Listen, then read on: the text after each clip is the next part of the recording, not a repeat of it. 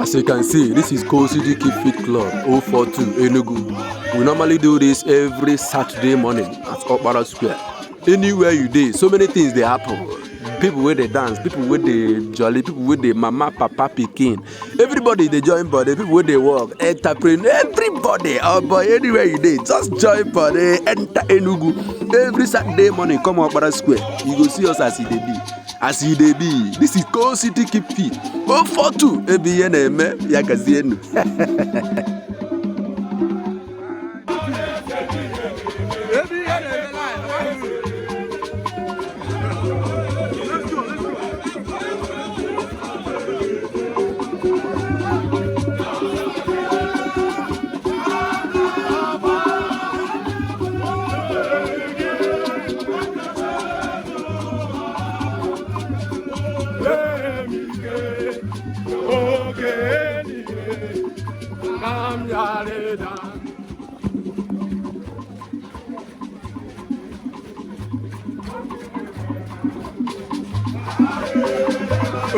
Oh, you there.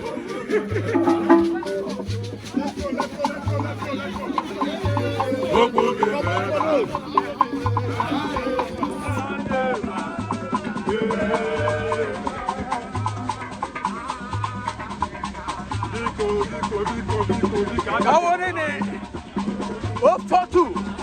Enugu corner, every Saturday morning. Okpara Square. Go City Keep Fit. Yes,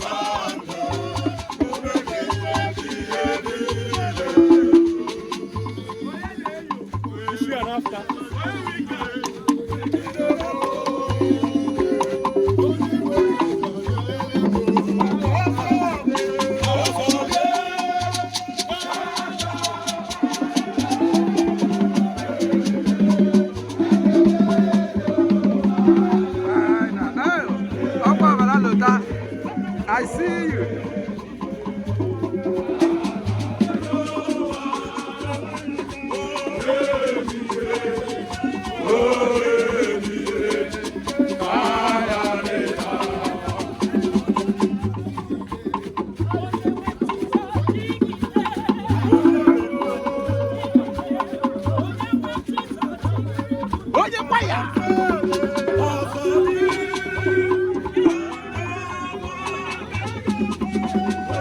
Shot.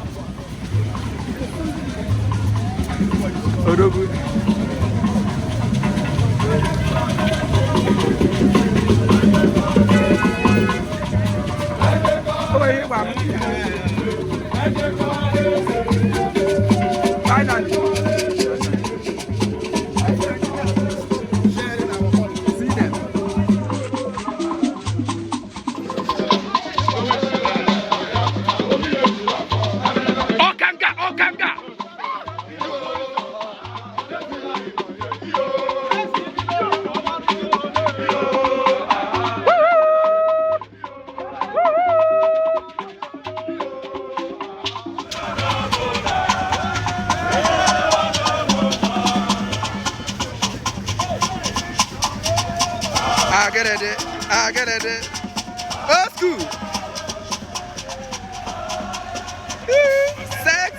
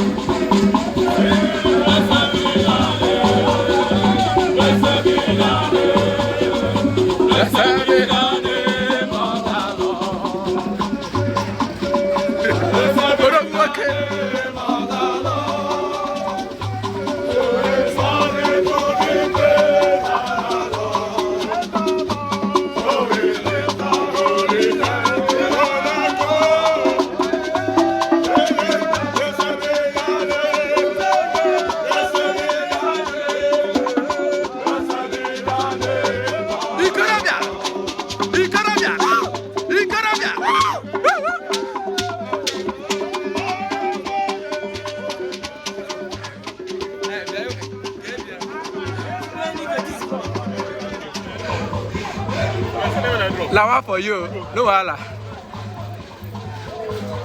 This is how we do it. The only man will get fit.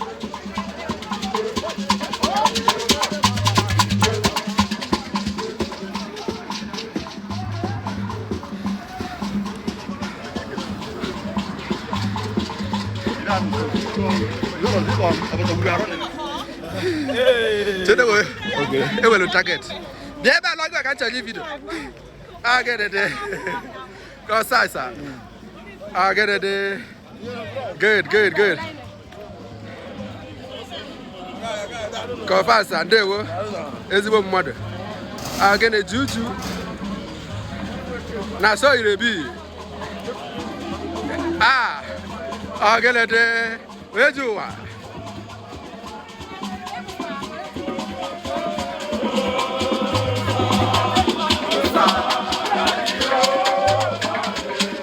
You got the truth.